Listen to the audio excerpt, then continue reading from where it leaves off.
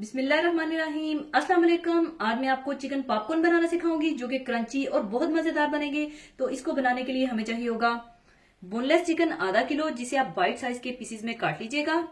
अदरक लहसुन का पेस्ट 1 टेबल स्पून, सुर्ख मिर्च पाउडर 1/2 टी स्पून, कुटी काली मिर्चें 1/2 tea spoon, chaat masala 1/2 tea spoon, Limboo का जूस 2 टेबल स्पून, नमक हस्बे जरूरत, अंडा 1 अदद, मैदा 6 टेबल स्पून, कॉर्नफ्लेक्स 2 कप। और ये आम प्लेन कॉर्नफ्लेक्स हैं जिन्हें मैंने क्रश करके रखा हुआ है और इसी से इसमें एक क्रंची सा इफेक्ट आएगा। और ब्रेड क्रम्स 1/2 कप। और इसके अलावा 1/2 टी स्पून सुर्ख मिर्च पाउडर, कुटी काली मिर्चें 1/2 टी स्पून और थोड़ा सा नमक हमें अलग से चाहिए होगा। और अगर आप चाहें तो अपनी मर्जी से इसमें कुछ भी ऐड कर सकते हैं, मसलन mustard paste, Worcestershire sauce, soya sauce, कुटी लाल मिर्चें या तंदूरी मसाला। और अपनी मर्जी से किसी मसाले को भी आपने अगर कम या ज्यादा करना है तो आप अपनी मर्जी से कर सकते हैं। या फ्रेश अदरक लहसुन के बजाय आप अगर इसका पाउडर यूज करना चाहते हैं तो अदरक लहसुन का पाउडर भी यूज कर सकते हैं। तो सबसे पहले चिकन को मैरिनेट करने के लिए आप इसमें डाल लें अदरक लहसुन का पेस्ट, सूख मिर्च पाउडर, कुटी काली मिर्चें, चाट मसाला, लेमन जूस, नमक, अंडा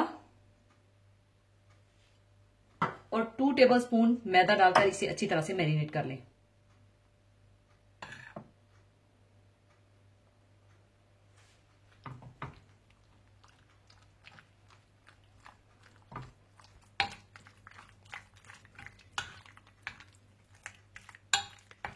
अच्छी तरह मैरिनेट करने के बाद आप इसे कवर करके 1 घंटे के लिए छोड़ दें।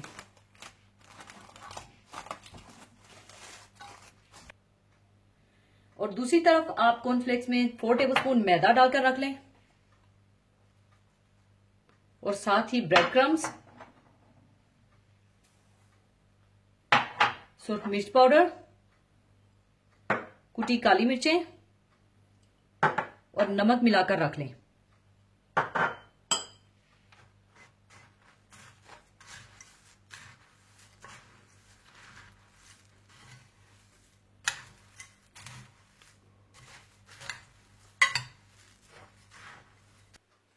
एक घंटा गुजरने के बाद आप चिकन के एक एक पीस पर इसे इसके साथ कोट करके रख लीजिएगा।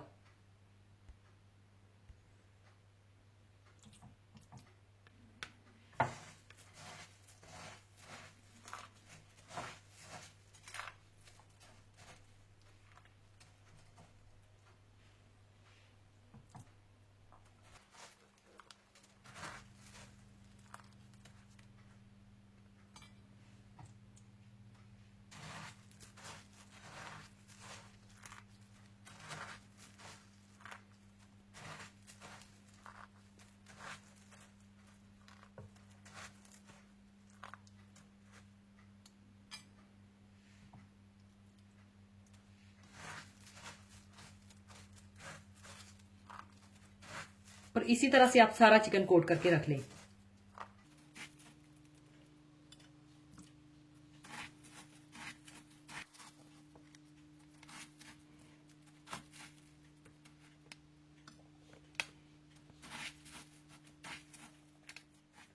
सारे चिकन की कोटिंग करने के बाद आप तेल गरम कर लीजिएगा और इसी स्टेज पर आप चिकन पॉपकॉर्न्स को सिंगल लेयर में फ्रीज भी कर सकते हैं। फिर जब वो फ्रीज हो जाएं तो आप इन्हें किसी बैग में डालकर इकट्ठे रख सकते हैं। और फिर जब बनाने हो डायरेक्ट फ्रीजर से निकालिए और फ्राई कर लीजिए। और अगर कोई अचानक से मेहमान आ जाए या बच्चों को चाहिए हो तो आप फौरन निकाल कर बना सकते हैं। और इसके बाद आप इन्हें डीप फ्राई कर लें।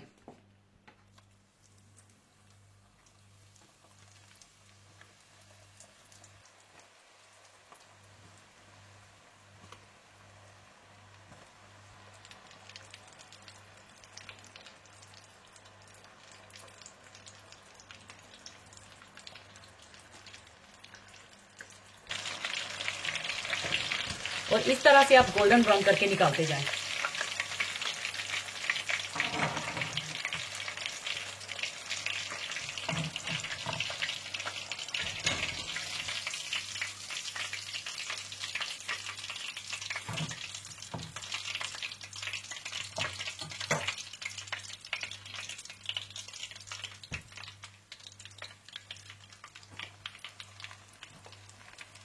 और इसी तरह से आप सारे चिकन को फ्राई कर लें। लीजिए, बहुत मजेदार चिकन पॉपकॉर्न तैयार है। जरूर बनाइएगा। और जाने से पहले एक हदीसे पाक शेयर करना चाहूंगी। हदीसे पाक इस तरह से है, हजरत अबू सईद रजी अल्लाह ताला अन्हो फरमाते हैं कि हम दज्जाल का जिक्र कर रहे थे, इतने में रसूलुल्लाह सल्लल्लाहु अलैहि वसल्लम तशरीफ लाए और फरमाया कि क्या मैं तुम्हें दज्जाल के फितने से ज्यादा खतरनाक बात से आगाह ना करूं। हमने अर्ज किया, जरूर या रसूलुल्लाह सल्लल्लाहु अलैहि वसल्लम। आप सल्लल्लाहु अलैहि वसल्लम ने फरमाया, शिर्के खफी दज्जाल से भी ज्यादा खतरनाक है, और वो ये है कि एक आदमी नमाज के लिए खड़ा हो और नमाज को इसलिए लंबा करे कि कोई आदमी इसे देख रहा है।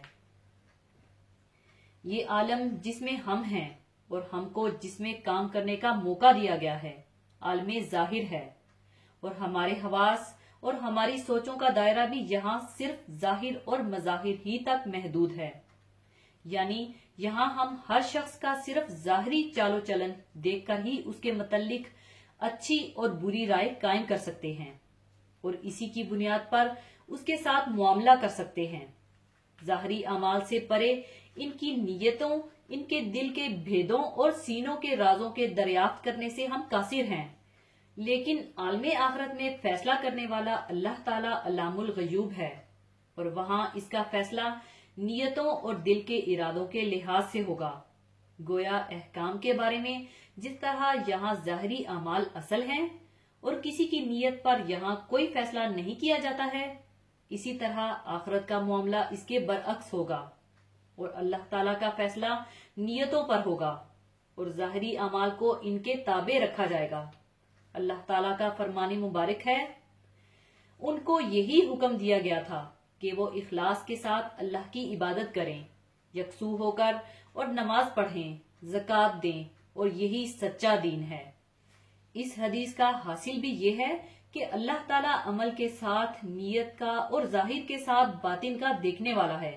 उसके यहाँ हर अमल की कदर कीमत अमल करने वाले की नीयत के हिसाब से लगाई जाएगी। यानी जो शख्स नमाज नहायत खुशू खुजू के साथ इसलिए पढ़ता है कि लोग उसकी दीनदारी और खुदा परस्ती के मुतल्लिक अच्छी राय कायम करें और इसका एजाजो इकराम किया जाए, तो इस हदीस की रूह से उसकी ये खुशू खुजू वाली नमाज अल्लाह ताला के यहाँ कोई कदर कीमत नहीं रखती, बल्कि रोजे हशर ये दिखावे की इबादत उसके लिए वबाले जान बन जाएगी और उसे जहन्नुम के करीब करेगी। यानी अगर कोई अमल महज ख्वाहिश नफसानी के लिए किया जाता है तो सवाब की दौलत से तो महरूम रहेगा, बल्कि मुस्तहिके मलामतो अताब भी होगा। लिहाजा ये मालूम हुआ कि अमल का मदार यानी इसका सवाब मिलना सिर्फ नियत के ऊपर है। जैसी नियत करेगा वैसा ही रोजे आखिरत इसका अजर मिलेगा।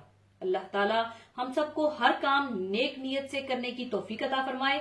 आमीन। इसी के साथ मैं आपसे इजाजत चाहूंगी। अपना बहुत ख्याल रखिएगा, दुआओं में याद रखिएगा। अल्लाह हाफिज।